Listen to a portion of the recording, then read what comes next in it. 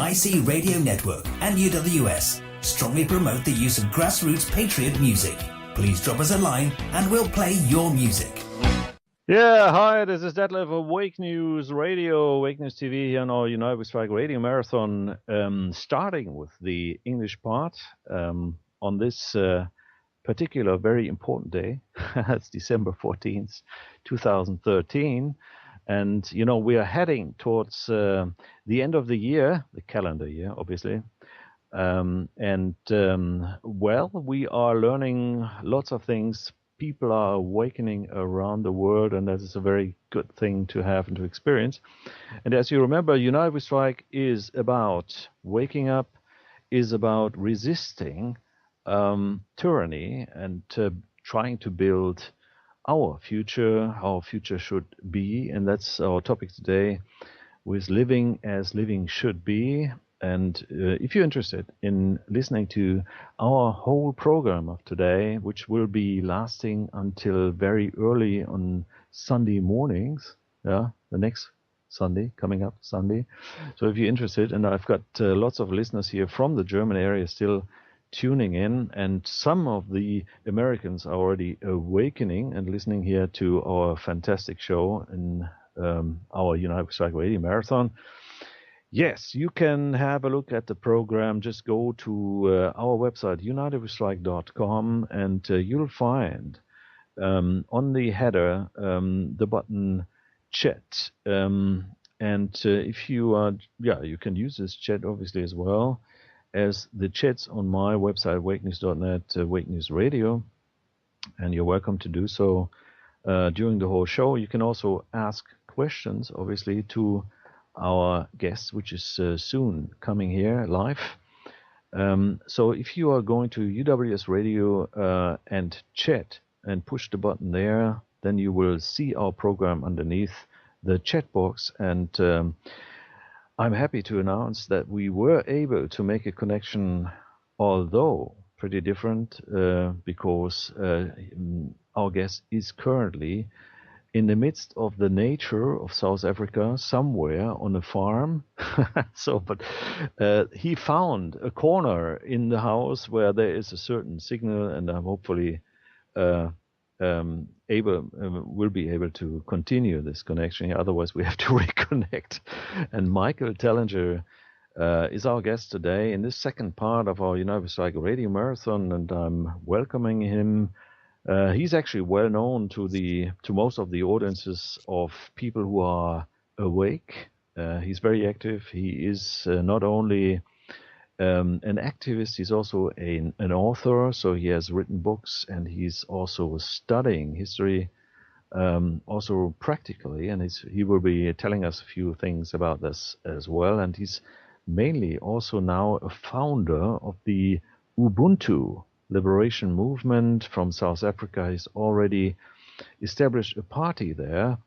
So he's really also putting his emphasis behind political activism. And this is also very important because we want to look in the future. And that's why we are saying today, living as living should be is very important for us. And let's see whether Michael has tuned in already. Michael, are you there? I'm here, Detlev. Lovely to hear your voice. Yeah, well, that's fantastic. You could make it. I mean, you are so busy traveling around, and you are living in a country which is vast in terms of land and distance, right? Is that correct? Yeah, well, you know, South Africa is a big country. Not as big as the United States, but it's big enough to get lost in. And you are quite right. We're visiting some friends on a farm. We're in the middle of nowhere, and I was panicking because we weren't getting proper signal here. And then we found one corner in the house where there's 3G. But I don't know if you got my other emails. I've had a really bad week with technology. My computer crashed. I lost all my data. I lost all your information, and the brand new computer that I got refuses to work with the programs that I loaded onto it. So it's been a real challenge with technology the last week. Well, finally, everything turns out to be good and right. So I'm very happy to have you here on our United We Strike radio show. Now, for most people, Michael, you are well known who are in the field of, educating themselves about what the truth is really all about. And maybe you can summarize for all of those who are not familiar with your biography what you've done and how you got there where you are now. Well, thanks very much, Detlev. I have been searching for the answers to the mystery of life, like many people have for many years. And I guess when I was 18 years old, it was probably Eric von Däniken that really shook me into thinking out of the box and realizing that there's a lot more out there that we can embrace than just the textbooks that are given to us at school. And so I think when I was 18, that's when my journey really started, and that was in 1978. So it's a long time ago already. And in 2005, I sat down and I wrote a book called Slave Species of God, which pulls together all the scientific and esoteric and historical knowledge and information to pretty much provide us with evidence that we're a species that has been manipulated genetically, that we are not part of an evolutionary chain that many people still believe, that we evolved out of apes and suddenly started walking upright and so forth. That's not necessarily the story of humanity, that something else actually happened that brought us here. And my research took me into the work of many brilliant researchers and scientists and geneticists, and specifically also the work of Zecharia Sitchin, who many of your listeners will be familiar with, who has written volumes on the ancient civilizations, specifically connected to the translations of the Sumerian tablets. And it was in 2007 that I accidentally discovered the mysterious hidden ruins of Southern Africa that have been a mystery for more than 500 years already, and nobody seems to know about them. And when I started researching them with my partner at that stage, Johann Heine, who had been photographing the mysterious stone circular structures and stone ruins, or what we today call the stone circles, Johann Heine exposed me to them. And then I started going on a quest to figure out what these things really were. And because I've got a scientific mind and I think differently, I guess, to other people, I realized that these were not just what most history books refer to them as cattle enclosures, or cattle kraal, as they call them in South Africa. And maybe for your German listeners, the beeskrale, as they call them here. Yeah. Yeah. Yeah, that's And ridiculous, isn't it? I mean, yeah, but that, when I started walking through these stone structures and these stone ruins, I left Johannesburg, and I started researching this, and I wrote a book called Adam's Calendar, which was pretty much on the discovery that Johann Heine made by accident about an ancient site. And I started researching that site as well, because it was really just being ignored. And so it was an avalanche of research and information that was coming down the channel from late 2007 right through till today, and it doesn't stop. And the research and the information has found that there has been a vanished civilization here in South Africa that consists of millions of stone structures, not just a few thousand, or a few hundred, or a few thousand, or a few 100,000, but millions of stone structures that go back not just thousands of years, but hundreds of thousands of years. And I've discovered the scientific evidence to be able to present this. And then my research took me further to realize that these structures actually are energy generating devices, that they're not dwellings, that they actually generate huge amounts of energy by using the laws of nature and using sound as a source of energy.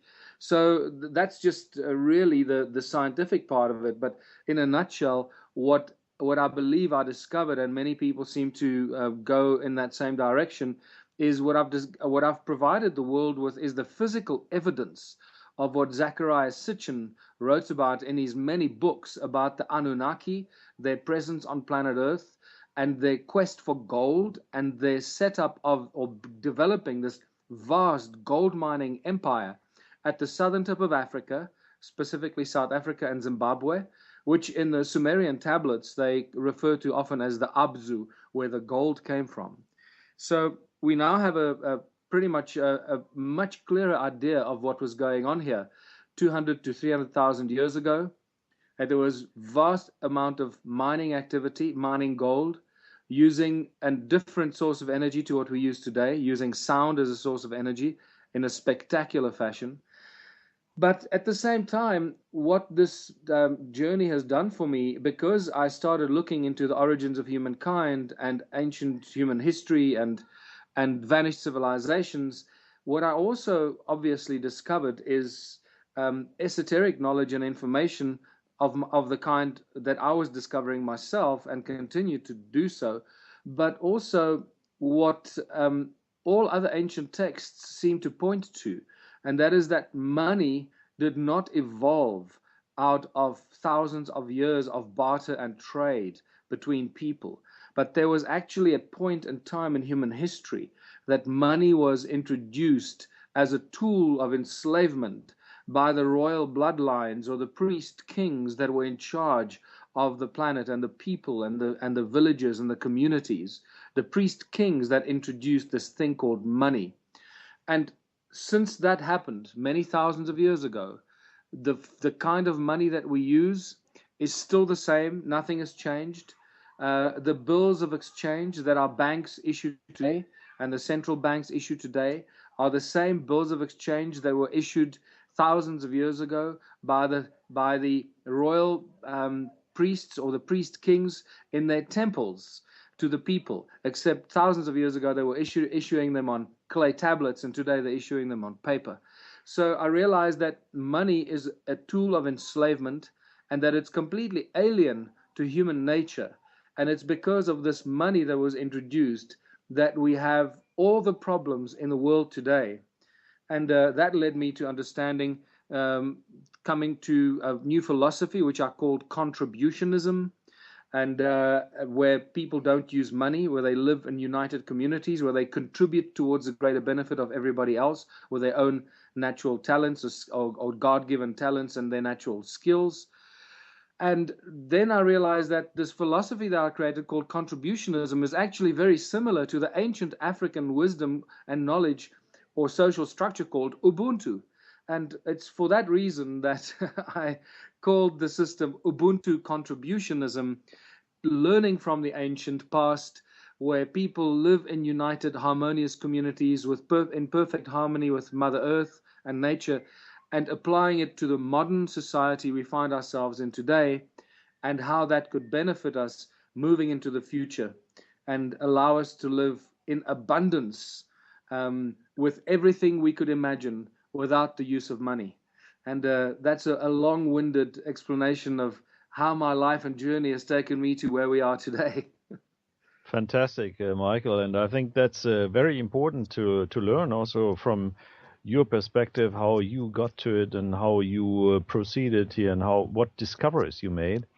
And there are lots of people who are waking up to the fact that also the so-called national banks are not national, but they are the central banks owned by private owners, by private banksters, as we call them. I actually call them blanksters in the meantime, because the bank actually doesn't have anything. It's blank. But that's another story. And it's also not only the Rothschilds, which are obviously now very familiar by name as one of the most well-known inventors of this debt-based money system, or fiat money system, as they call this in the US or in the English-speaking parts. But it's much older than that, and that's what you're saying. And maybe we can elaborate a little bit on that one again. How did you find out about this money system, that it is so old, and what do you think? What's the origin of the idea? Do you think those families or those royalties were so clever to have invented this, or maybe there's another plan behind this? No, there's definitely another plan behind it. The entire banking system that we have today is directly connected to the legal system, and the legal system has got nothing to do with justice, but with controlling people. So, when I talk about the law and the legal system, I'm not talking about justice for the people. I'm talking about the laws that have been written by the lawmakers, and that is not written for the benefit of the people.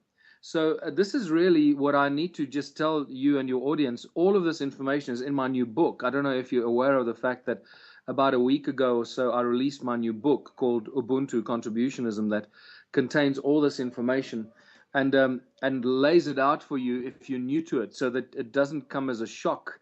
So I do it in gentle steps and take you from the shallow water into the deep water, so that you realize that there is something that we can do about it.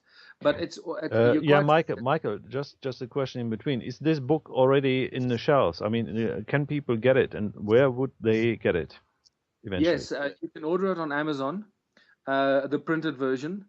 And fortunately, Amazon, provides the print-on-demand option, so that allows people like me very quickly to release a book worldwide.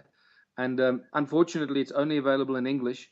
But if there are any German publishers or authors who would like to take it on in German, I'll be very happy to talk to them about it. And you can also order it as an ebook, download it as an ebook on my website, michaeltellinger.com, or on the Ubuntu Party website, ubuntuparty.org.za. And so you can get it as an ebook or a physical book. In South Africa, it'll be in the bookshops probably just after Christmas, but not in Europe, fortunately, at this stage. But you can get it through Amazon or whatever, or through you directly with downloads possibilities. Yes. Yeah, that's wonderful. And it is very important also to advertise this or to promote this, because it should be common knowledge, right? Yeah, absolutely. It's you see, once you realize that the entire system, not just a small part of it, or the banking system, or the education system, or the corporate system, the entire global social economic structure has been meticulously and maliciously created and manipulated to constantly enslave humanity, and to keep them in a perpetual state of ignorance without knowing what's really going on, by feeding people the things that the people are fed: television, nonsensical TV shows, technology that we think is advanced, but it's actually not very advanced technology, feeding us electricity, controlling us through the supply of electricity that is expensive and that is totally controllable, and so forth, and petroleum industry, and the media. Obviously, as you know, the mainstream media does not cover any of these topics because that's controlled by the banking families. So once you realize that it's the entire thing that is meticulously controlled, it only starts to make sense then. Because as most people still think that, yeah, it's the banks, they just charging too much interest and they shouldn't do this, and people don't realize how corrupt and crooked the banks are.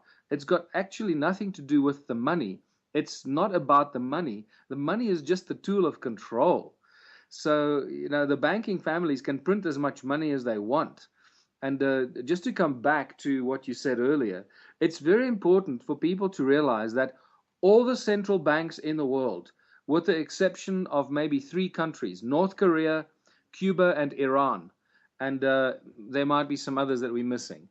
Until recently, it also included Iraq and Libya and so forth, but no longer Libya and no longer Iraq. All the other central banks in the world, the Bank of England, Deutsche Bank, Barclays, the Federal Reserve Bank in America, the South African Reserve Bank, which is one of the most powerful banks in the world because of the minerals that they control.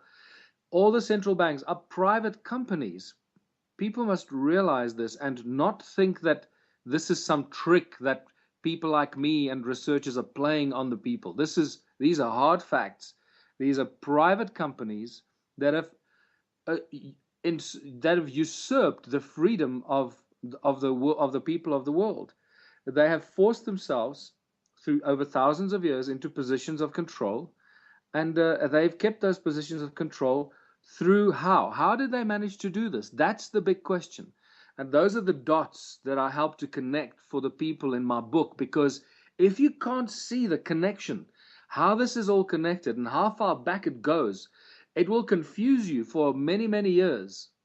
And what I said to you earlier, Detlev, is that the same way that the banks operate today, the same way the first and the original bankers, who were the priest kings in the Sumerian temples of, of the Sumerian Empire, this goes back to more than 2000 BC. In the British Museum, that's where you find the oldest evidence of the first money that I've been able to find. It is not a few hundred years BC or whatever you read in most history books. That's all misinformation. The oldest form of money that I've been able to find are clay tablets that were printed and inscribed, should I say, not printed, they were inscribed by the scribes of the priest kings in the temples. And in those days, nobody could write, right? The only people that could write were the royalty and the scribes that would do all the writing for the royalty. Wow, that's wow. Can we see some photos or of these? Yeah. Do you have a link there, or Well, do you have this in your book, or? in my book, I show you this clay tablet that is at the moment the oldest, what I call bill of exchange that you'll find in the world. Now, also remember that banks do not work with money. Okay, now this is just fantastic. And also for your listeners that don't know, I've spent the last 3 years, more than 3 years, in the Supreme Court of Johannesburg and also in the Constitutional Court of South Africa, fighting the banks. On my own, I didn't have legal representation. I was representing myself.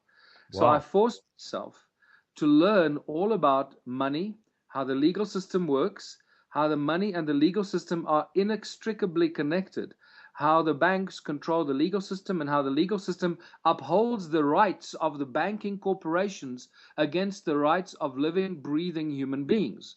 So I put my house on the line, which I lost because you cannot win against the banks. So I lost my house, I lost a lot of money, but what I did achieve is to get the information out. And the sacrifices that are made are now benefiting thousands and more people every day, because they've learned from the experiences that I've had and the knowledge that I've gained from the legal system and the banking system. And already I know of at least a dozen people and many thousands of others from the emails that we get that are benefiting from the knowledge that we've gained in those 3 years in the Supreme Court of Johannesburg. Well, So, Michael, you will be rewarded by the universe somehow. Don't worry. I mean, there are positive forces at work. Otherwise, we wouldn't be in the process of awakening, right? yeah, absolutely. Look, I don't want reward for this. I'm not doing this for reward. The only reward I want is for people to wake up and realize what's going on. That'll be my best reward. I didn't do this because I'm ignorant. I did this because I realized that the risks were very high, and they continue to be high. But if that's the journey you choose, then that's the journey you must take. So, Well, I was very pleased, and that's great. A great thing you did, that you were asking questions to the president of the Republic of South Africa yes. for revealing the information about the corporation of the Republic of South Africa. Oh, Now, yes. could you elaborate on this a little bit? Because this is a topic which is very interesting for all of us here, because I had this in the first 2 hours of German. We were talking about the corporation of the Federal Republic of Germany, which is also a corporation. Yes, absolutely. So at least your audience is familiar with this now. Just like every central bank in the world is a private corporation, a private company that dictates the financial policy of the country to the government and the people.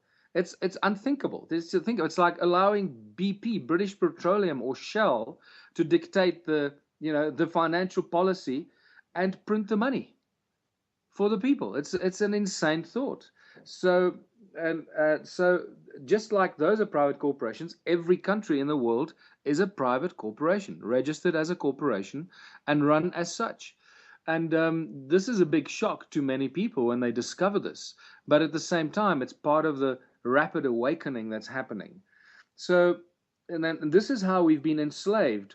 So remember when I said earlier, the entire social economic system of the world has been set up to control humanity. And now you can start seeing why I can say that, and why people like you are doing such a critically important job to expose this corruption and fraud and crime against humanity that's been going on for hundreds of years without people's knowledge. So, in ancient times, people were enslaved physically. They were slaves. They were bought and they were property. And then when they realized they couldn't enslave people for very much longer, and kingdoms are no longer so popular around the world, it's now republics and democracies.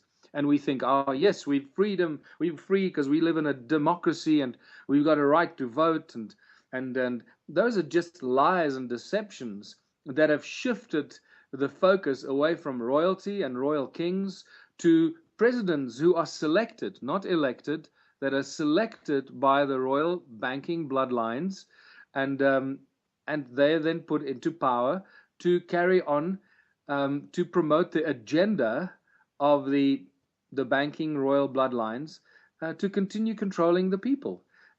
So we were talking about the ancient money system, and so I just want to finish by saying that banks don't work with money; they work with what they refer to as bills of exchange and promissory notes and negotiable instruments and checks. So when you talk about money, that's just a nice word that they use for people across the counter, on the other side of the counter at the bank. On the bank side of the counter, they work with negotiable instruments, bills of exchange, and promissory notes. Those are the main main pieces of paper they work with. Now, these are just pieces of paper that have no value, that they just take from somewhere, and they put a fancy stamp and some fancy logos and stamps on it, and suddenly they've created value of 200 billion Deutsche Mark or $500 billion or whatever the number is that they choose, and then they exchange that with the government, and then the people have to work to pay it back to this private corporation that has made the money out of thin air. Like you said, the banksters are creating money out of thin air. Now, when I was in court in Johannesburg, we got as far as getting the bank to admit that when they made the so-called loan to me, they didn't have the money that they claimed they loaned me. So they were actually breaking contract law, because you can't lend something that you don't have, right? Yes, that's so ridiculous, isn't it? So they admitted that. Then they admitted that, yes, they do sell the contracts, and they do sell the promissory notes with the people's signature. They trade that, but they say it's their right to cede the pieces of paper. Then we argued that ceding it is different to selling it, and they're not ceding it, they are selling it outright. And this is very important for people to see the difference between this. So they're making an outright sale. It's not a cession. It's an outright sale where the bank loses all title to the property, whether it's your car, your house, whether it's your credit card, whether it's your overdraft. The moment the bank sells that contract or the piece of paper with your signature on it to the third party, which in most instances in South Africa and other parts of the world as well are called special purpose vehicles corporations, that special purpose vehicle third party company now owns that contract, that now it owns that promissory note with your signature on it. The bank is no longer the owner, and the bank no longer has locus standi or any right to proceed with legal action against you. But they get away with it in court because they're masters at deception. The bank also agreed that they received a payment from me in the form of a bill of exchange, but they denied its value, and they just poo-pooed it, pushed it under the carpet. They admitted that they create money out of thin air by fancy debits and credits. They admitted that they didn't have the original contract in the court, that it was available for me to view in the lawyer's office. And all of these things that the judge should have thrown it out of the court and not allowed them anything, and actually awarded me damages for their fraudulent attack on me. But that didn't happen. The judge pulled out a pre-written judgment that was written before he came into the court. He pulled out a pre-written judgment and handed down a judgment where my house was going to be sold in auction. And this is how they work the legal system and the judiciary, how they pay off the judges, and this is how they keep the lies and the corruption and the crimes alive. It's quite spectacular. Yeah, it's a scandal, really, because it's deception as well. I mean, we found out over here in Europe and other places that even the courts are corporations. So, you know, we also have the Admiralty law or maritime law and common law as expressions. You know, people are not aware of those facts. Is that true? No, absolutely. So in my book, I have got a very large section on the maritime law and the corporate law as opposed to common law. So that's a huge lesson for people that are new to this, to see how maritime law and admiralty law has been utilized to completely hijack our humanness, which reduces human beings and living, breathing human beings, reduces each and every one of us to being a piece of paper, to be an identity number, to be what you will know as a straw man.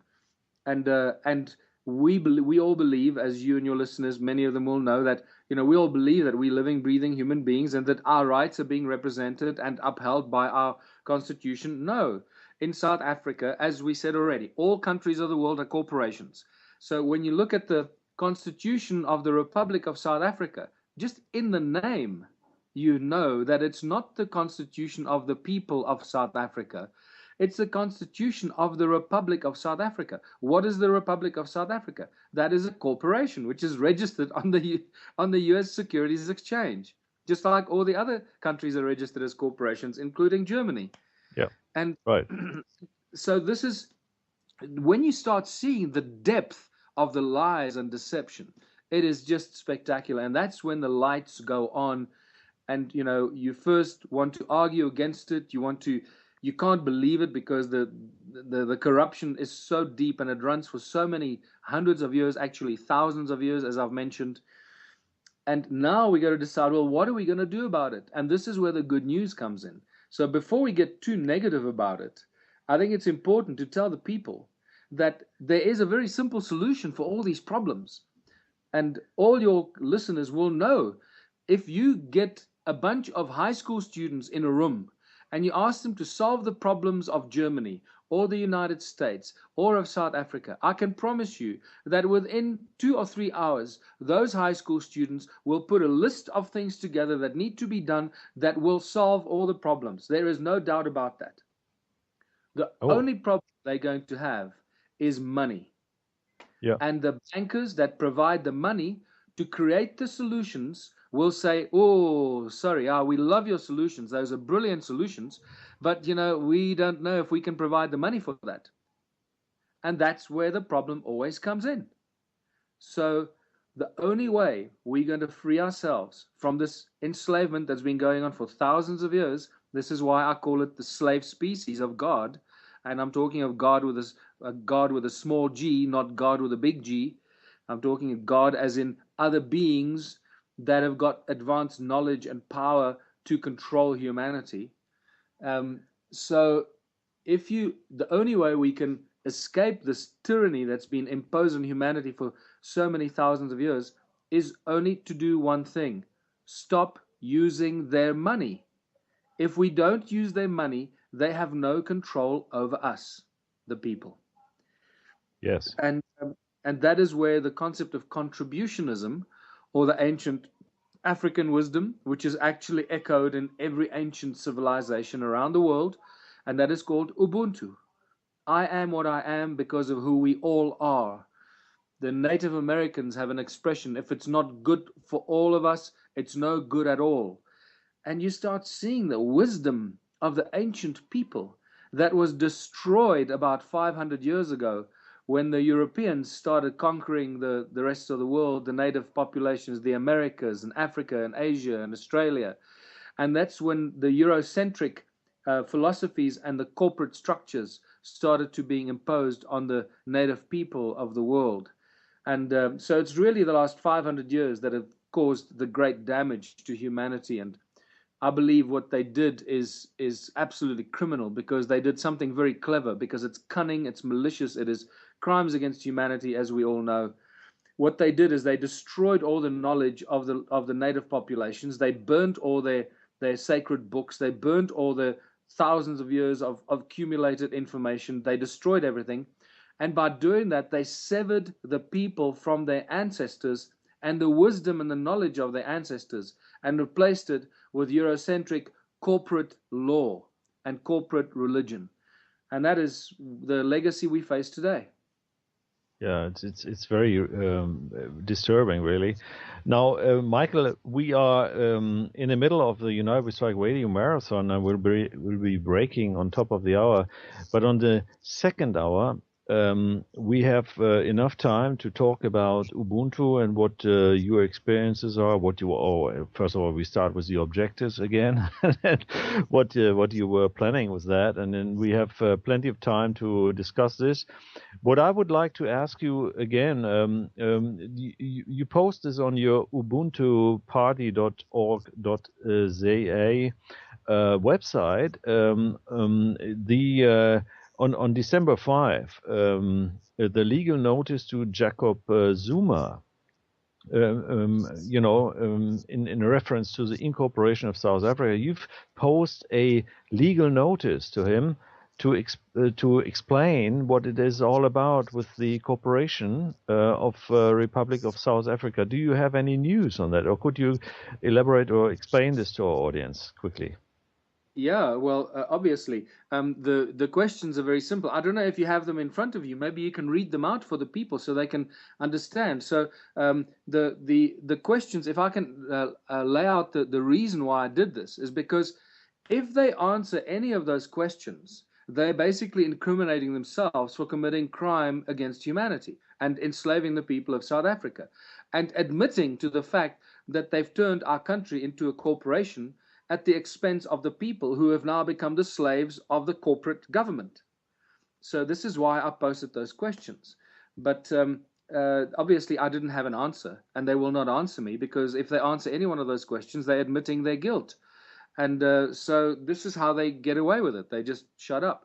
And also, Detlev, that's why I turned the Ubuntu Liberation Movement into a political party. And in case your listeners are not aware of this, we will be contesting the South African election in 2014. We don't know yet what date it will be. That has not been set yet. But we will be contesting. The Ubuntu Party will be on the ballot. Not because I want to go into politics, but because it is a perfect platform to expose the crimes and the fraud of the government and the banks, the South African Reserve Bank as a private corporation that has stolen the country from its people. Because they are really the guilty party, is the central bank, because they control the government. And this is a great platform to expose all of these crimes. Because if it wasn't registered as a political party, I could be sent to jail for treason. You see, that's how strongly and cleverly the legal system has been set up. But because it is now a political manifesto, and our promise to the people to say that we will close the South African Reserve Bank, we'll stop the Rothschild-owned bank to issue private money for the people of the country and continue enslaving them. We'll replace the central bank by a people's bank, where the money is issued for the people, by the people, which is tax-free and interest-free, so that South Africa can become prosperous in no time and create everything and build anything and create anything that the people want. What the people want is what the people should have. That's what the government should be doing. After all, we elect our government to be our servant, right? And every country in the world, the German government is the servant of the German people. Are they serving the German people? Of course not. Of course not. They're not even a government. It's just an organization, a non-governmental organization, which we found out, by the way. Okay. Oh, that's interesting. I'd like to hear more. Yeah, that's even another story. I mean, you know, you wonder why there are wars all over the world still going on without declaration of wars. Yeah. It's because we're still at war. The Second World War never ended. No. And the German Reich, or the German Empire, is still existing. Yes. It is not functioning because of lack of bodies, but the new federal government of or Federal Republic of Germany is not a sovereign state. Has not replaced the German Empire. It is a non-governmental organization put in place by the Allied forces, mainly the U.S. corporation, in order to milk, the people, to get to squeeze everything out of them, and we are still enslaved. We are still at war. Yeah, well, the Third Reich just moved. They once again very cleverly they create the illusion that the people are free, but they enslave them with money. And this is what I was leading up to earlier, and then I got sidetracked.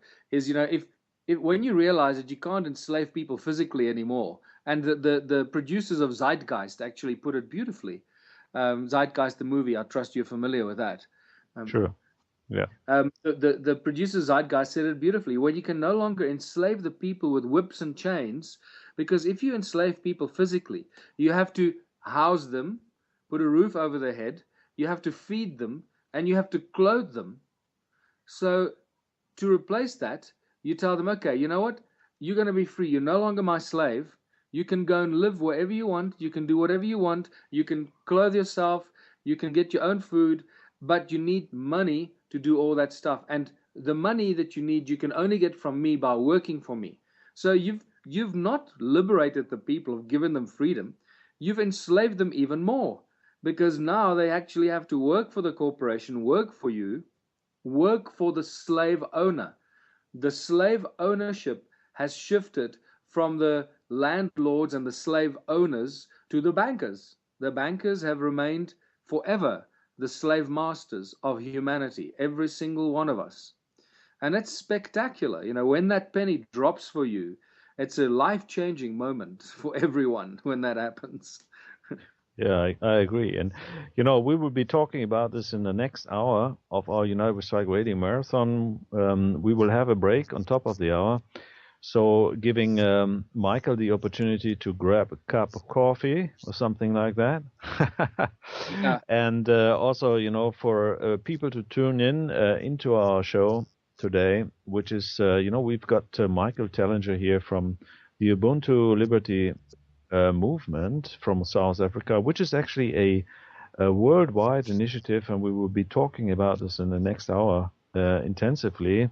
As long as you have time, Michael, hopefully you are available for the next hour. Yeah, I'll be here. Okay, that's fantastic. So my apologies to the people who are hosting you there in South Africa to keep you so long. It got me out of the kitchen, and I allow them to prepare the dinner. They're actually having a barbecue, or as we call it, a braai outside. So they're preparing the braai, and when we finished here, that means they would have done all the work, and I would have very cunningly and cleverly enslaved them to prepare my food by doing a radio interview. Wonderfully. Okay. Yeah, well, they will be listening later on when we upload the archives and the videos. Okay. Yeah, thanks a lot, Michael, that you made it possible for us to listen to your experiences. And I think this is stunning that you are actually showing people a way to get out of this enslavement, not only exposing it, but also doing something about it. And as you propose, I have this page open here. We talked about this. The Republic of South Africa seems to be a corporation. It's actually being traded on the U.S. Stock markets, right? Yeah. You actually, as representative of a party which is called the Ubuntu Party, is that correct? That's right, the Ubuntu Party, yeah. Yeah. So you actually turned to the president of the Republic of South Africa, who is Jacob Zuma, and you also forwarded this to the state attorney of the Republic of South Africa, so it is official, right? Oh, yeah. You did this on May 1st, 2013, by asking vital questions. And I'll just repeat the 12 questions which you were asking. First of all, you are saying we require to view or to obtain for public scrutiny a certified copy of the original registration documents, founding statements, and title deeds of this corporation called the Republic of South Africa, all in capital letters. And secondly, who authorized that the Republic of South Africa was to be registered as such, and why? And thirdly, who is the CEO of this corporation, which is very important. Fourth, who is the accounting officer and what financial statements does it produce? Fifth, what are the assets of this corporation? It's very important to know. Who is part of this deal? Who are they taking from? Then the sixth question, are these assets traded by this corporation? If so, how and where and who is accountable for trading these assets? Seventh, who are the shareholders of the corporation? How are they appointed? Are there any Rothschilds in there?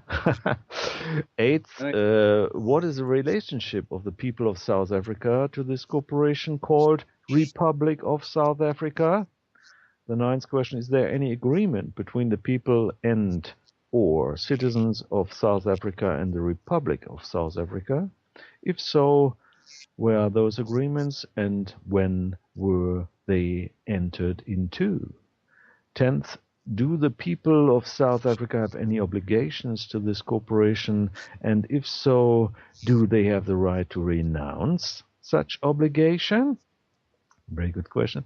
11th, since our Bill of Rights and our Constitution, as well as the United Nations Declaration of Human Rights, strictly forbids any form of slavery or forced servitude, what rights do the people who live in the land referred to as South Africa have to cut all their ties and any responsibility to this corporation that they did not even know existed? Well, now it's public, right? What is the relationship between this corporation called the Republic of South Africa in capital letters and another corporation called the, in capital letters, Government of the Republic of South Africa? You have got 20 days to respond to this question. If it is our opinion that these corporations have violated the liberties and economic freedoms of all the people who live in this land called South Africa. In pure truth, Michael of the family Tellinger, born sovereign and free of flesh and blood and infinitive soul, founder of Ubuntu Party and Ubuntu Liberation Movement, and so forth. Great questions. And you didn't get an answer, right? No, I didn't. But I suggest that that everybody that lives, or other people that live in other countries, in Germany, United States, Australia, Canada, that they should send the same questions to their own governments and their own president and prime ministers, because it needs to become a global movement of exposing consciousness, raising consciousness, shining the light on the atrocities. And this is the other important thing I'd like to say, and I think we're nearly at the top of the hour, but we don't want to fight these people. This is not, we're not opposing them. We're just exposing them for what they are, and then telling the people that we no longer want to play their game. We'll play our game. We'll change the game, and we'll change it so that we don't use their money, and we create our own new social economic policies and structures that benefit the people. Because if the governments are our servants and they're not serving the people, then we have the right to change the way that we are being served. And this is really what I want to talk about in the next hour, because the solutions are so simple. We must just realize that we are not the 99%, we're the 99.999%. Yes, absolutely. Well said, Michael. And we will have the opportunity to talk with you in our next hour coming up in this United We Strike Radio Marathon. We will go into a break now. And, I did send you a request by email, but you certainly didn't get it because of the crash down. I actually want to, or am in the preparation of translating what I just read to you into German, if you are in agreement. Oh, absolutely. Like I said to everybody, don't even write to me. Just whatever is on the Ubuntu website is there for the world. Take it, translate it into your own language, and share it with as many people as you possibly can. Let this message go out as widely as possible. This is not something we can hold on to.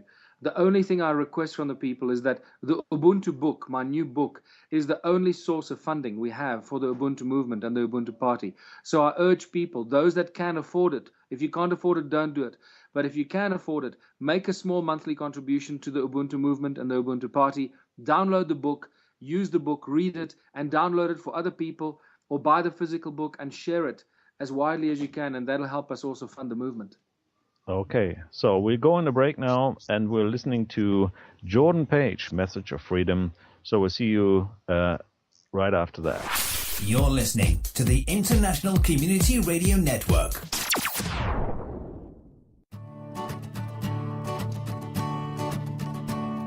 Sons, as I write you this letter, days past and days yet to come, and the message of freedom,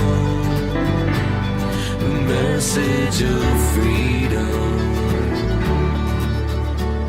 I stand at the edge of the pages of history and lessons unlearned. It feels like these pages are remaining unturned, but boys, it's no mystery. Children, I'm sorry to leave you this world in a state of disaster. It was given to me in a similar state, but I woke up so late in the game. Now it's spiraling faster.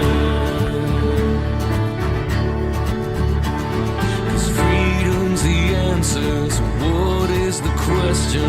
Resist the advances of force and aggression, and leave to your children the promise of something more. As God is my witness, I'll be a slave no more. Boys, listen close, for our souls may depend on the actions we take and the causes we choose to defend. So treat every man as a friend, and live your own lives in their divine processions, and transform your world with your selfless expressions. Reach out your hands, in time we'll understand. Children, one day I'll be gone, and you'll have to remember these words and be strong as you cling to each other, your family, your faith, and your father's song. You've known this all along. Well, freedom's the answer, so what is the question? Resist the advances of force and aggression, and leave to your children the promise of something more. As God is my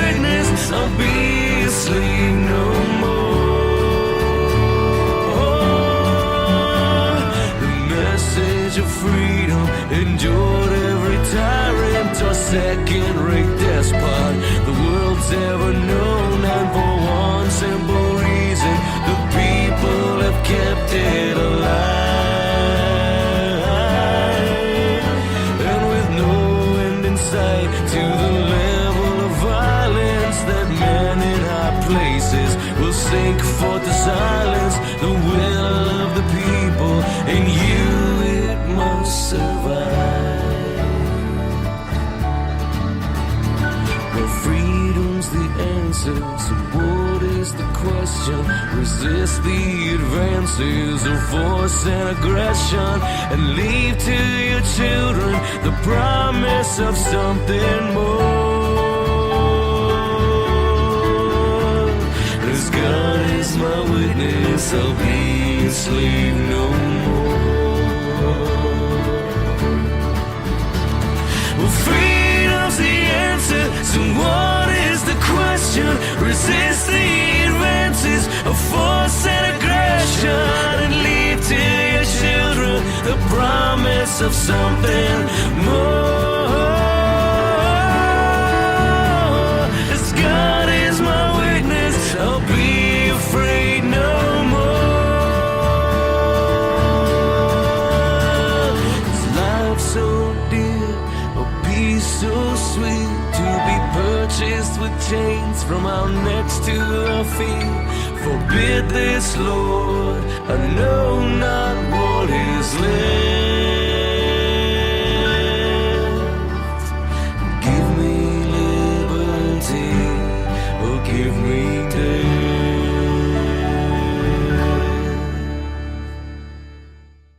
IC Radio Network and UWS strongly promote the use of grassroots patriot music. Please drop us a line and we'll play your music. Yeah, this is Detlev of Wake News Radio, Wake News TV, on our United We Strike Radio Marathon today, December 14th, 2013. And remember, please, we are doing our United We Strike Radio Marathons every second Saturday every month, as far as we can, and everything works out, obviously. And we are a non-commercial, non-profit-oriented initiative, which was founded by the great Karen Quintostado. She had the idea, and now we are worldwide available. Now, you can listen to us by tuning in on our UWS radio, which you can find on our website, UNITEDWESTRIKE.com. You've got a player there on the left side. Just turn it on, and you can also listen here on our United We Strike marathon through Wake News Radio. .NET Wake News Radio facilities. There you find several players where this show is being parallelly broadcasted. And we have in this section now, in the coming hour, the pleasure to have Michael Tellinger again. He's a great guest, which is who is talking about his experiences, which he made in discovering the matrix, the system, as you may call it, the scam behind the money system, the debt-based fiat system, and he's got also incredible experience in discovering, cultures who were able to produce energy out of sound, and we all know South Africa is the cradle of humanity, possibly. That's what many people have found out when the stories are talking about this. And we will see whether he can talk a little bit about this as well in this second hour of this interview. And we're happy to announce Michael. I don't know whether he's got back from getting his coffee. Michael, are you back already? Well, it looks like he may have to... I'm here, Detlev. Yeah, you had to unmute your mic, I guess. Okay, so we had a wonderful interview in the first hour already with great information by you and experiences which you made. And you've also been terrorized by by the authorities, as we may call them, in South Africa. Is that correct? Well, I mean, luckily, personally... or? Yeah, luckily I haven't been, but our lawyer, Raymond, or should I say our legal advisor, he was attacked in his home and tied up, and they made it look like a robbery, but it was clearly just a hit. It was an organized hit. They stole all his computers, all his backup drives, everything. So yeah, that was an interesting situation. But that's all done and gone. The one thing that we realize is that you can't win against the banks in the courts, because it's set up. The courts are there to protect the banks, and the banks are there upholding the courts and paying the salaries of the corporations.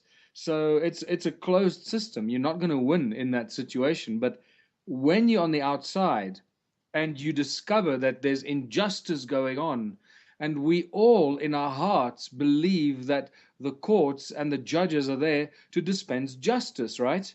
Well, I have it on record. If you go to the Ubuntu website, you'll see from a few postings ago the actual recording in the High Court of South Africa, and this is from the 13th of November, 2013, Wow. when the registrar of the Supreme Court of Johannesburg says that the court does not dispense justice. The court upholds the law. Yeah. Now there's a big difference, because the law can be crooked, it can be corrupt, and can be unjust. It can serve those who want to oppress the people, and this is exactly what the law does. It oppresses the people, and it benefits the corporation. And this is that was a huge awakening moment for me to hear it being said in the court, and that's fantastic to have it so everybody can hear it. It's not just me saying it; it comes from the registrar himself. Incredible.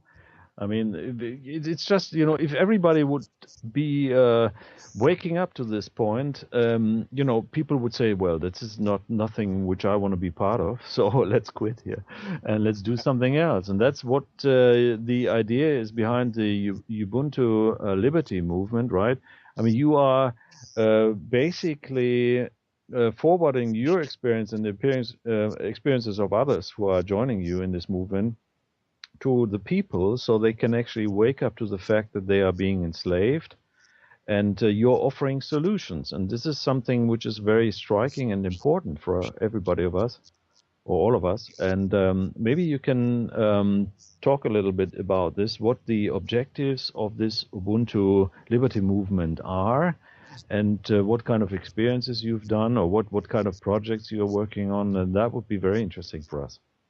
And also talk about the books. I mean, I think you've written several books. I mean, not only the one which you were mentioning, Ubuntu Contributionism, but also you've written other books, right? Yeah, there are 4 books at the moment. My first book was Slave Species of God, and if you're into origins of humankind and the mysterious origins of who we are, where we come from, and why we're here, that's a good book to read, because that'll also give you a foundation to understand why things are so screwed up. But then I followed that up with Adam's Calendar, which is the discovery or rediscovery of this phenomenal ancient site that Baba Credo Mutwa, the Zulu shaman, was initiated at in 1937. He was initiated there as a young shaman. So I realized that what I called Adam's Calendar was actually known by the Zulu shaman and the knowledge keepers, ancient knowledge keepers and wisdom keepers of Africa. It's known as Inzalo Yelanga, or birthplace of the sun, where humanity was created by the gods. And then that suddenly takes a whole new look at, origins of humankind, and brings modern thinking in line with or face to face with ancient knowledge and what ancient civilizations thought.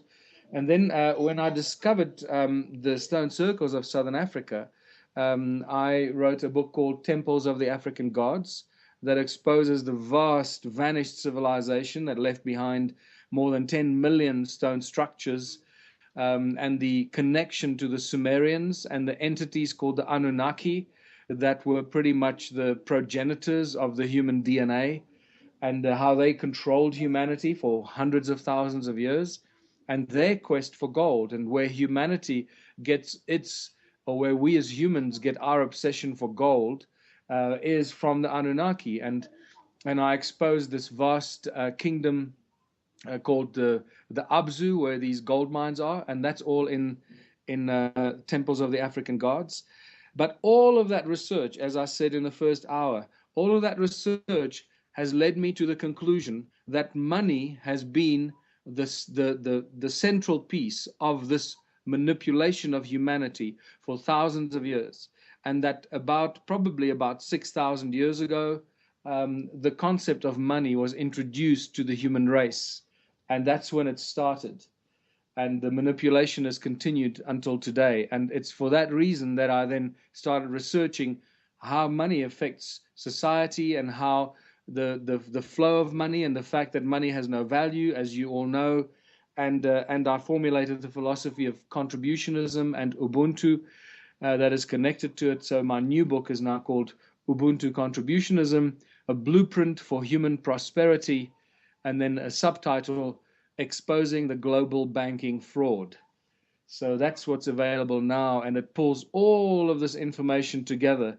It goes quite deeply into some of the esoteric knowledge, the origins of money, how the bankers have controlled all the wars for thousands of years, all the modern wars for the last few hundred years, and how they continue controlling global affairs and global incidents and the false flag events, so that they can keep people in conflict situation all the time, through which they impose their divide and conquer principle over humanity, because that's what it's been all about for thousands of years: divide and conquer. As long as you can divide and conquer the people, let them feel divided and conquer each other all the time, you will control them without them even knowing that they're being controlled. Very true.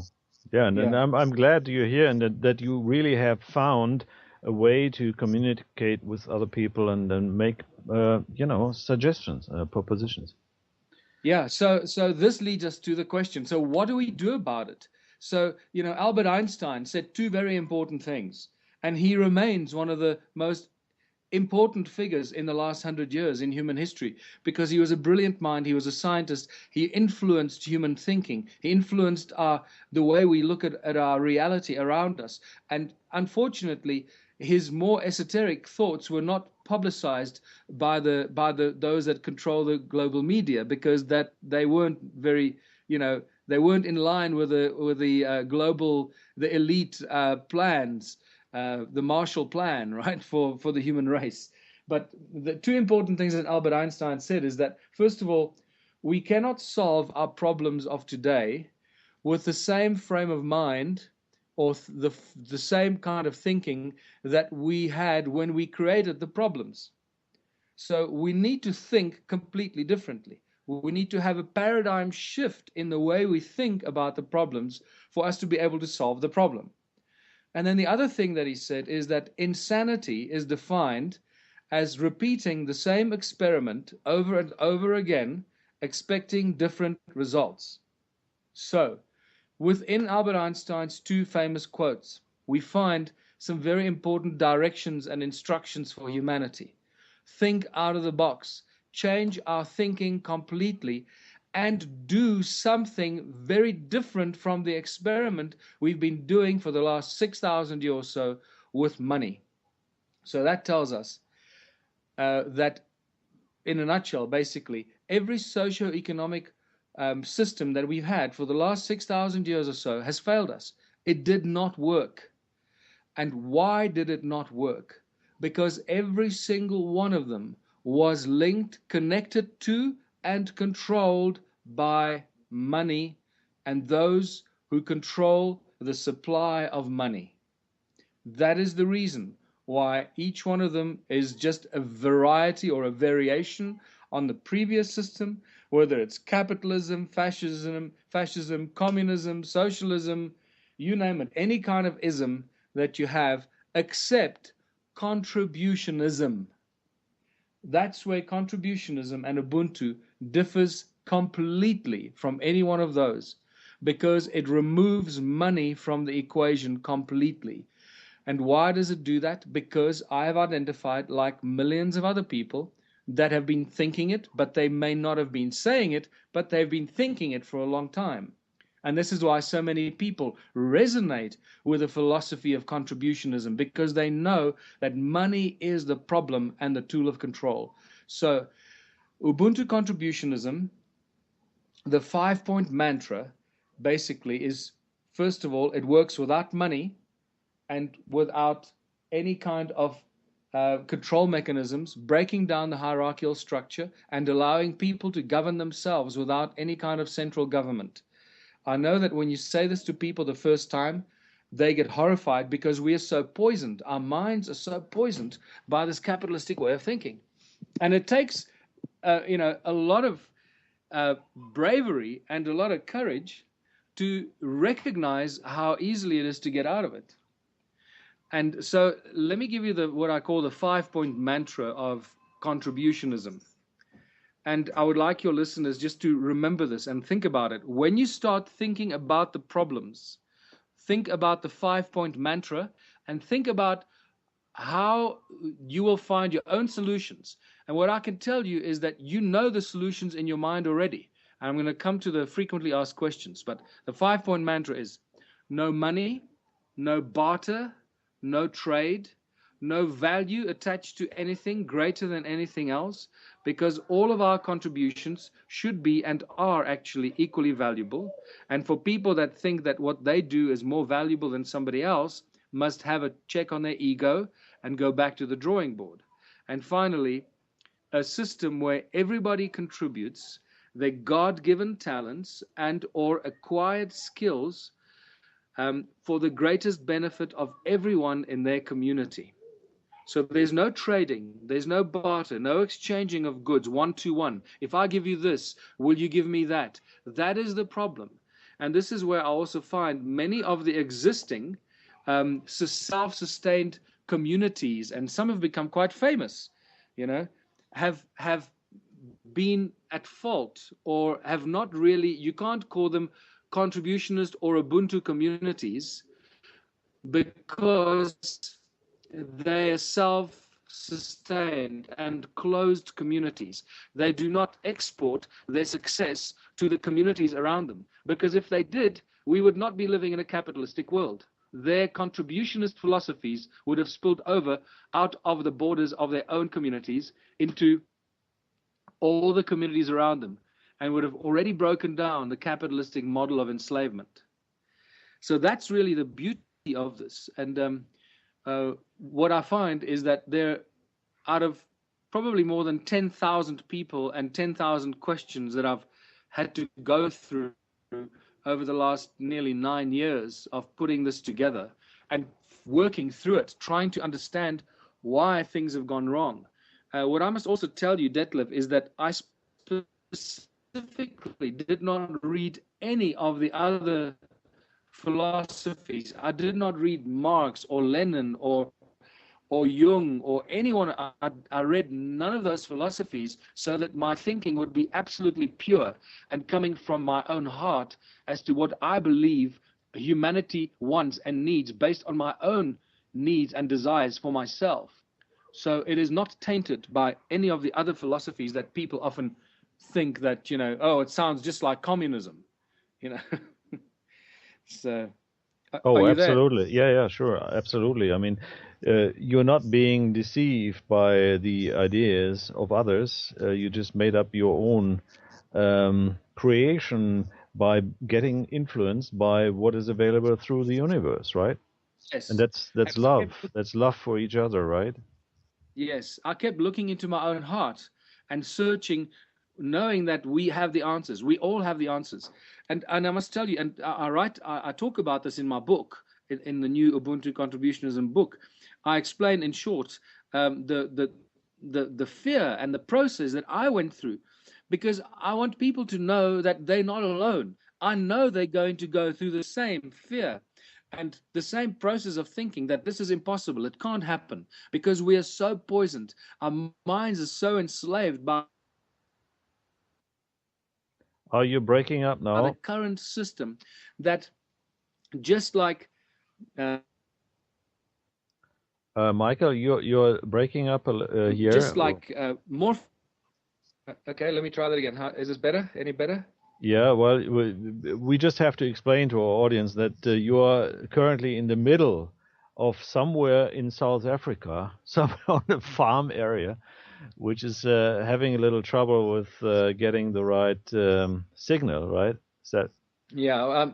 Well, it still tells me that I got 3G, not 4G, but 3G, so that should be okay. How's that? Is that sounding Yeah, better? yeah. Well, we'll try, to just for our audience, so they know that it is a little difficult to get Michael. It is not an easy one, but it's So, fine now. Yeah.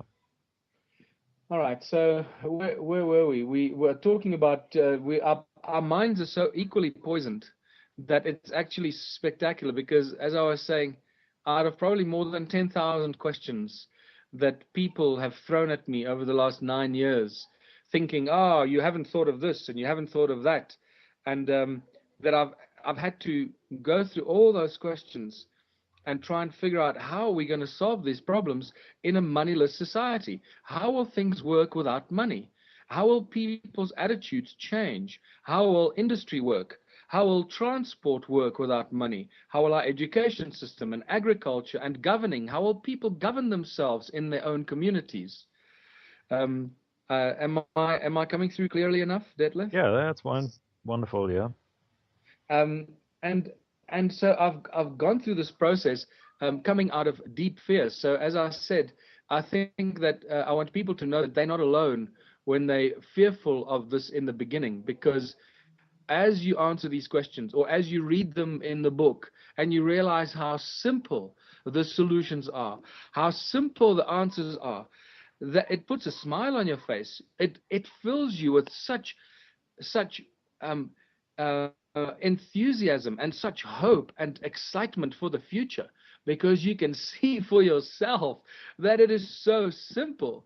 It's just the system that has enslaved us and poisoned our minds, that has kept telling us that it's not possible, that only money can solve our problems, and only the bankers and only our governments and our leaders can solve the problems. We can't solve those problems. We're too stupid, right? Yes. Yeah. That's incredible. Yeah, but so you took real tough questions and you really tried to find the right way by setting up this? Yeah, and what I can tell you is, out of thousands and thousands of questions, the most exciting thing I can share with you, you can filter it down to only 13 most frequently asked questions. Can you believe that? Amazing. It is unbelievable. And this is the best news that I can share with you and your listeners and the whole world. It means that there only are 13 problems that we need to solve. And we don't have to solve them. They've already been solved. I've given the people the solutions. I'm not saying that they are the perfect solutions, but I believe that they are the foundation for creating all the solutions and solving all the problems. But we only have 13 most frequently asked questions. All the other questions are just derivatives and connected to these first 13 questions. And it normally Right. starts with human nature. Oh, people are lazy. Human nature. People are lazy. They're just going to sit on their bum and do nothing. Questions like that. Mm-hmm. And well, why should my value be lesser than somebody else's value? What I contribute is more valuable than other people, and questions like that. And does this mean we go into the dark ages? If we don't have money, are we going back to living in caves? How are we going to pay for things? And you'll see in my book, and even on the Ubuntu website, I've posted those questions already. And you'll have a smile on your face when you see, because that's exactly what people think. It's phenomenal. It's phenomenal. Yeah, but So, it shows it doesn't show also the indoctrination which has taken place over those thousands of years, generations yes, by generations. I mean, yeah. they all somehow money The and indoctrination, but valuing. also the fantastic. Yeah, I lost you here a little bit. Yes, but what's Detlev? What? Are you Yeah, there? yeah, you're breaking up a little again. So maybe we have to adjust a little bit within your room there. Yeah, Yeah, I'm gonna signal. I'm gonna move a little bit, so I'll sit the way I was sitting earlier.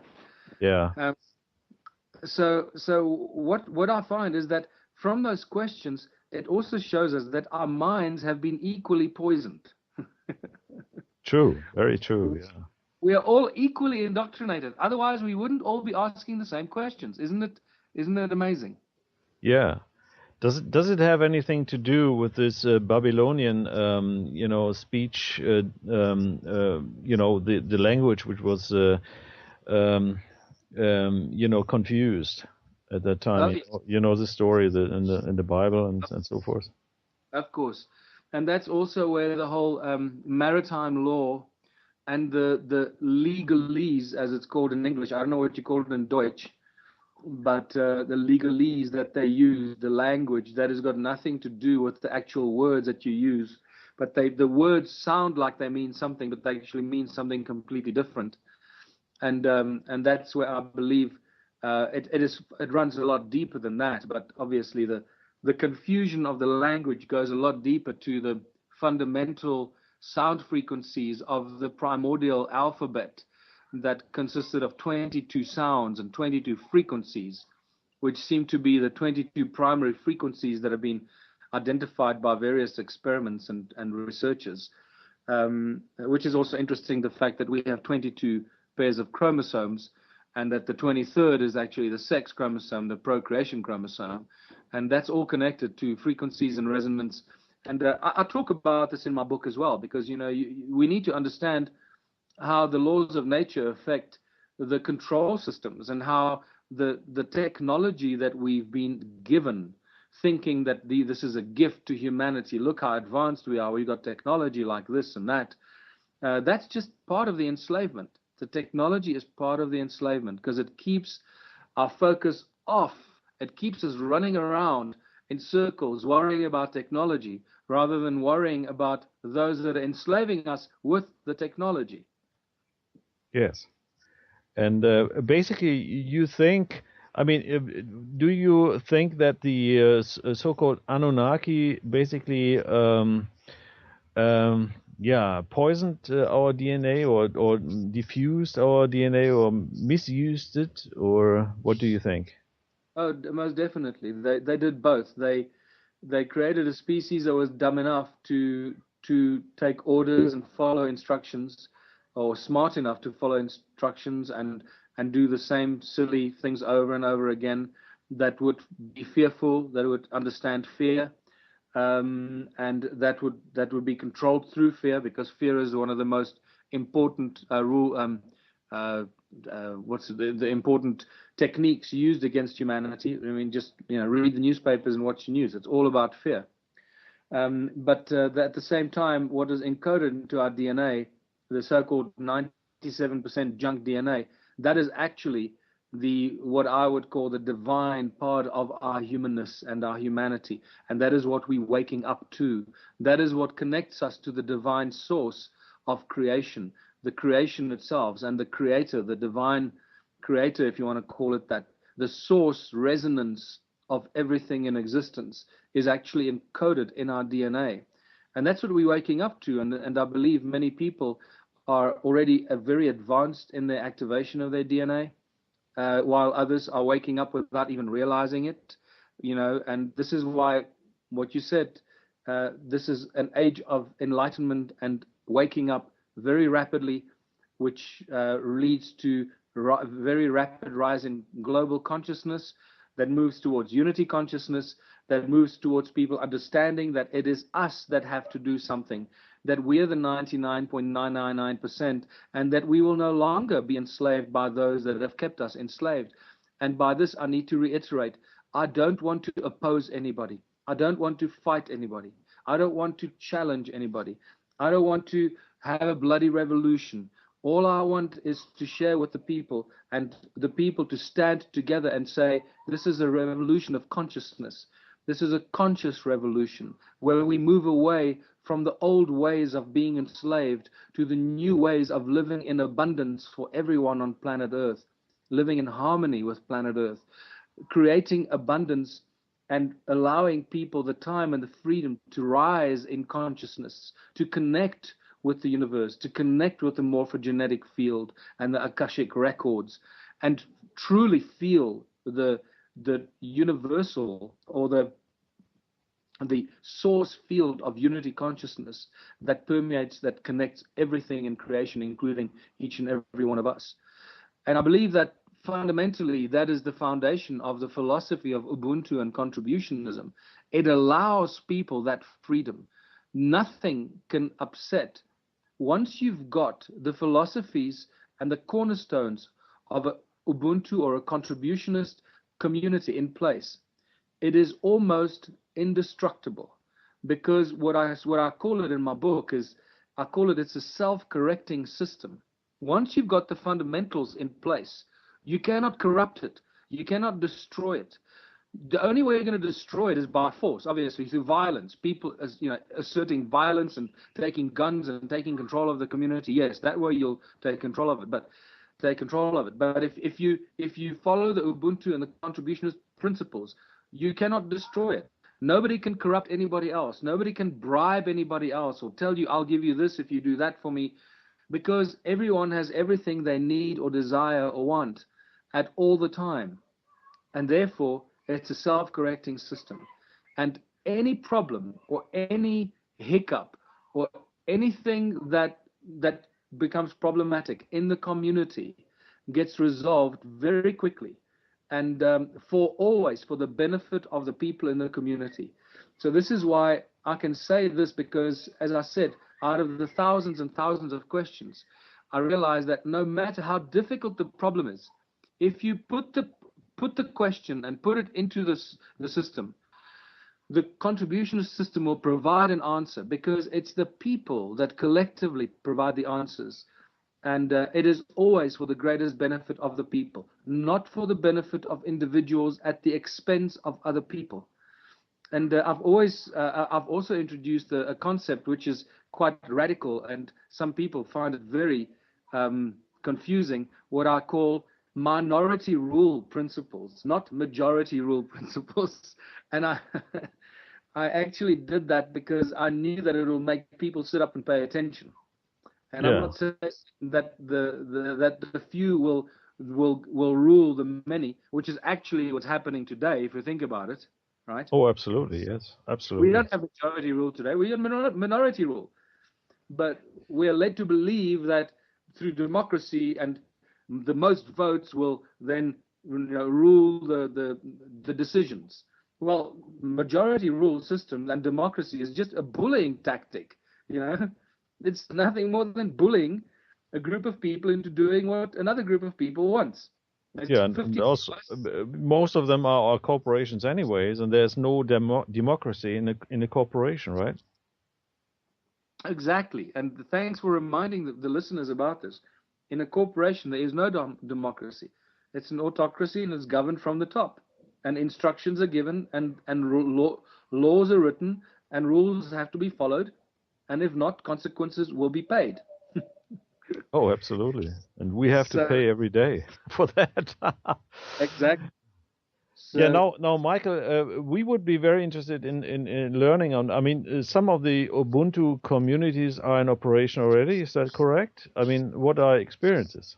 No, nothing is in place. Nothing is it. Okay. Otherwise, it will be spread around the world like a wildfire. All right. Now, I need to stress this very clearly. This is one of the most difficult things that we as humans are going to face, to move away from the money-driven world to a world driven by people, their talents, and their passions for life.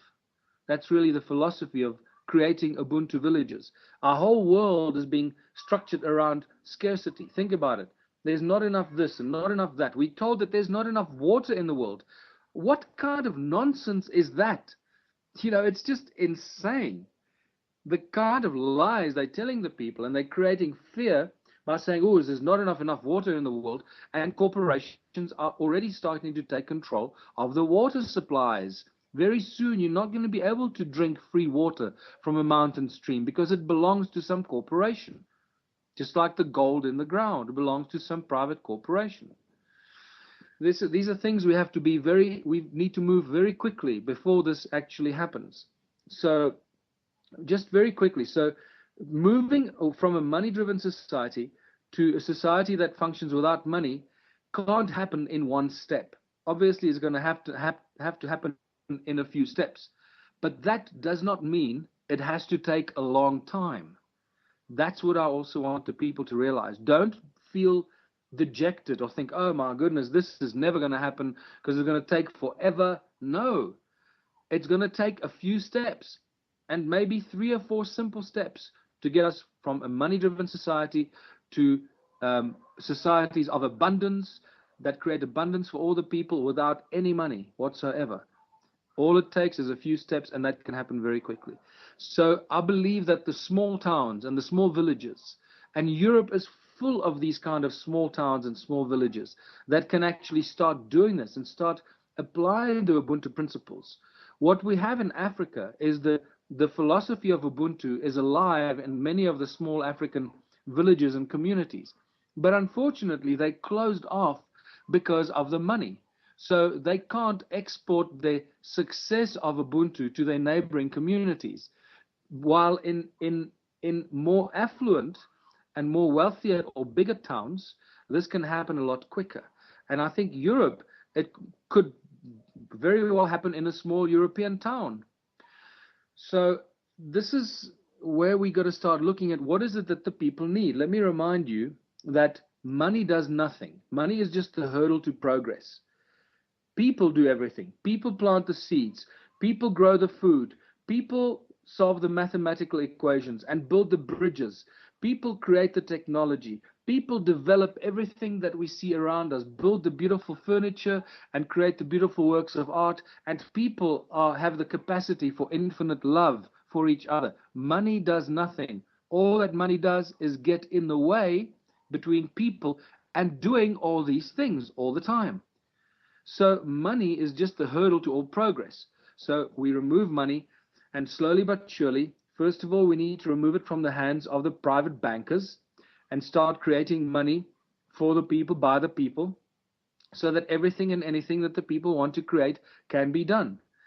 And very soon, when people realize that if you need something, if you want to build a bridge, the money will be provided because the people are in charge of providing the money through the people's bank, right?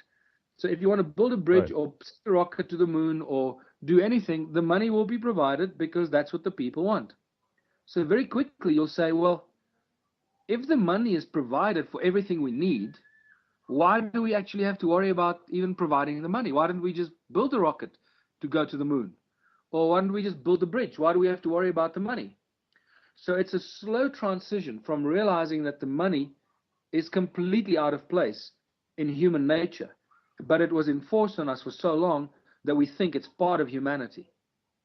The other important thing is that while the small towns and communities have perfect opportunities to implement these Ubuntu and contributionist philosophies in the following way.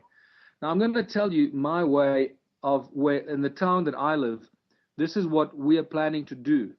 Now, there could be other communities that could do this quicker, more effectively, and I urge them, please do this. Get the book, help to fund the Ubuntu movement, get the book, learn from it, and take out of it what you need and adapt it for your own needs. It is not the solution for everybody, but it's the blueprint for just so you can start thinking and going in the right direction, and then adapt it for your own community, your own town, your own village, and make it work for your own situation. So in the town that I live, we have a beautiful river that runs through the town, a typical African river. They're very different from European rivers. And there's a bridge that runs over the river. What I want to do with the Ubuntu movement and with the community is get together and decide that we're going to put hydro turbines under the bridge so that we can give the whole town and all the people free electricity. Once we've got about 10 hydro turbines in there, everybody in town can have free electricity. Obviously, we're going to have to negotiate with the town municipality, and there's going to be some interesting negotiations ahead. But I believe that in the end, we will get what the people want. Once people have the opportunity to get free electricity, we have a trade-off. We have a potential situation where we can tell the people, now we're going to implement the Ubuntu and the contributionist philosophy. If you want to have free electricity, all you have to do is contribute 3 hours a week of your time towards one of the community projects.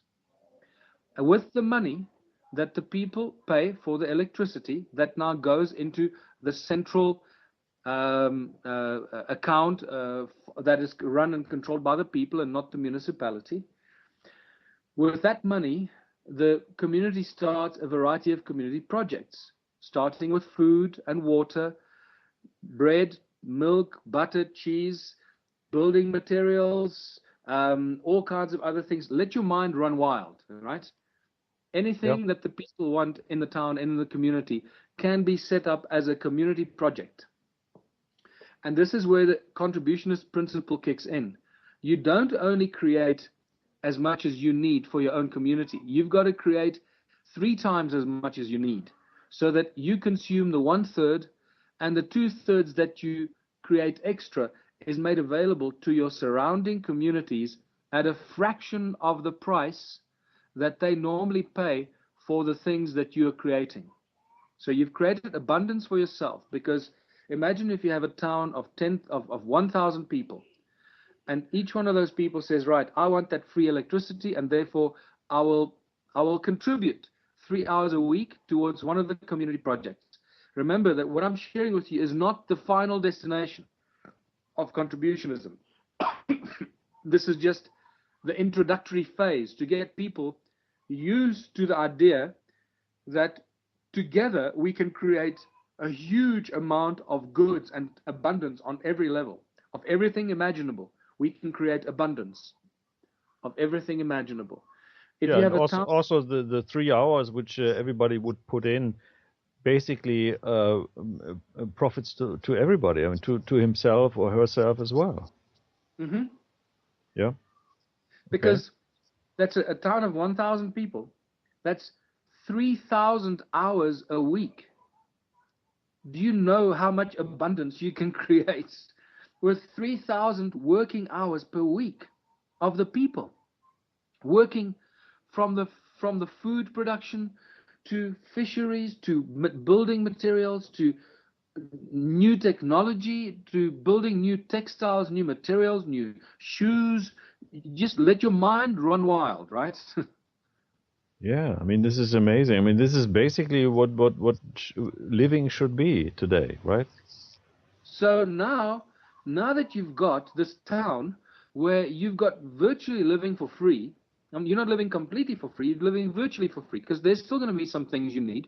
You're going to need to buy some of the raw materials from the factories that make them, that are still owned by the giant corporations. But now you're creating abundance for your town by selling the food, selling the building materials, selling whatever it is that you to your neighboring communities, and making lots of money that you then use to create more community projects. So you use less and less money. The more community projects you have, the more you provide abundance for your town with more and more things. Eventually, you're creating everything for your own community with very little that you need, because there'll also be new scientists and developers and inventors that will develop new techniques and new technology and new energies. And the key thing here, Detlev, is that you have to make your abundance available to the communities around you. Because the moment you do that, you've created the domino effect and destroy the capitalist exploitative principles of enslavement by in all the communities around you. Because all the people from the neighboring towns are going to come to you to buy their bread and milk and food and whatever it is they buy from you, because they're getting it a lot cheaper from you than they get it in their own towns, where it is provided by the corporations.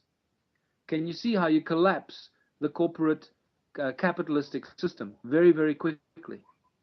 Yeah, and I think the Rothschilds and Rockefellers will then try to get away from this planet because it's all over then for them. So what I'm saying to you is that's the model that we start moving towards, not using money. But we're still going to have to use the money to set it up. But the moment we've set it up and we start creating the abundance, we start the process of removing the money from the system. And eventually there will be no money. It'll just be whatever it is that we need. The mining corporations, people ask, well, who's going to work in the mines? Well, why do you think that we're going to still be mining something? Why do we mine gold? And why do we mine, all the things? We're mining our planet. We're raping our planet into oblivion. Because of why? Because of industry. What does industry feed? Industry feeds the corporations. So, and if we have new technology and new energy that is free, are we still going to be driving cars that work on oil? No, of course not. We're going to be using new technology, free energy that's truly free, using sound as a source, not water or hydrogen or oxygen, sound energy, like the ancient civilizations did. That's my discovery that I told you about. So now we know that sound is the source field energy that can drive everything. Sound and magnetics. So we can use alternative energies that are free to everybody. We're not going to drive in cars. We're not going to live in cities the way we live today. We're going to live where you choose what it is that you want to do for your community, and your community welcomes you to do what it is that you do for them, because they recognize that whether you're a shoemaker, and remember that everything that we do will be a master craft. No longer slave factories that manufacture shoes by the thousands, by poor Chinese slave laborers in Chinese factories. Now every town will have 100 shoemakers and 100 tailors that make beautiful clothes and beautiful shoes for the people that last a lifetime and that don't come from a slave factory somewhere. So we'll be doing so many different things that we can't do today, because today it is not financially viable. So now we're living in a system where everything is provided for everyone by everyone, because that's what they do. And everything will change. It's a complete paradigm shift, where you live in your community that you choose. You contribute what your God-given talents are, or your acquired skills that you become really good at. And you only have to do that for a few hours a day. Otherwise, what's going to happen if you don't only do it for a few hours a day? There'll be too much stuff. There'll be too much free energy, too many bridges, too many rockets, too many blankets, too many clothes. Absolutely. That's Absolutely. the beauty of it. Yeah. I mean, this sounds like a really good plan, I mean, to me, and should sound to everybody. And can you see how simple it is? Sure. It's that simple. Also the animals, I mean, the wildlife, I mean, they are not paying for the food. They're just taking and living there where they are. Mm-hmm. So that's it. It's a nature concept, right? Yeah, we're the only animal that has to earn money to live on the planet that we're born on. And that is really the first penny that needs to drop for people. That is really the first obvious example of our enslavement. The fact that we have to earn money to live on a planet that we are born on. Who made those rules? I didn't agree to those rules when I was born. Neither did you. Right. Nobody agreed to those rules when we were born. So that is clearly forced labor, forced servitude, and absolute enslavement. Now, Michael, we are heading to the next top of the hour, which will have a quick break. Now, people definitely would like to learn more, and you've talked about your website, but you're also making tours, where you have a presentation. Do you have any plans for that, for Europe or anything? I mean, I know you've been to the States. Do you have any tour plans or? Yes, very much so. I've got a big tour in Germany coming up in March. Wow. So please, for all your listeners in Germany, please follow my website. Go to my website, michaeltellinger.com, and just watch that space. I'll put all the dates and the cities in Germany. We'll be doing 4 major cities, and if that goes well, then we'll follow it up with another tour of other cities as Right. well. Hmm. But I think we're doing Munich. I forget now. I forget the cities. Hamburg, Frankfurt, I'm Berlin, I'm possibly. I'm not sure. It all Okay. depends on where we can find venues. So that's also basically, if there are people in Germany that would like me to come to their town or their city, please email me and tell me if you can help us with a venue and help us spread the word in your community, and we will come to your community, come to your town or your city, and do a presentation on all of the stuff, and do a full day workshop on this as well. And this is how we've been spreading the word now for the last 5 years in the United States and in the UK. And I've done one German presentation in Heidenheim just recently in September, Oh. and that was a huge success. And this is why I'm now going back to Germany in March. Wonderful. And basically we are now broadcasting here from Switzerland. So, you're welcome to come to Switzerland as well. Yes, actually, So- we're actually going to be doing Vienna. We're going to be doing 2 German cities, Vienna and Bern, I think. Bern, yeah. Well, Vienna is in Austria, and Bern would be Switzerland. But anyways, I mean, that's great. So whenever you come to Switzerland, I would like to join you there. I mean, meet you there eventually personally. We'll see. Okay. Yeah, that's wonderful. Now, can you repeat the most important websites where people can find information from you? Yeah, thanks, Detlev. Thanks very much for chatting to me about this and for sharing this information with your audience. My main website is michaeltellinger.com. That really focuses mostly on my discoveries of ancient civilizations, and the Ubuntu Party, Ubuntu Liberation Movement. That's ubuntuparty.org.za. And what I urge you to do, join the party, join the movement. It's a global movement. We have members in 175 countries. Wow. And if you're in a position, start an Ubuntu movement in Germany.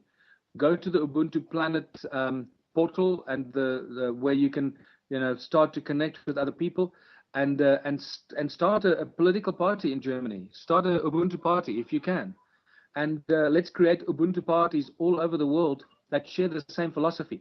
This is, I believe, how we're also going to create a transnational and a cross-border global philosophy of contributionism and Ubuntu that transcends any separations and any borders that have been placed on us physically.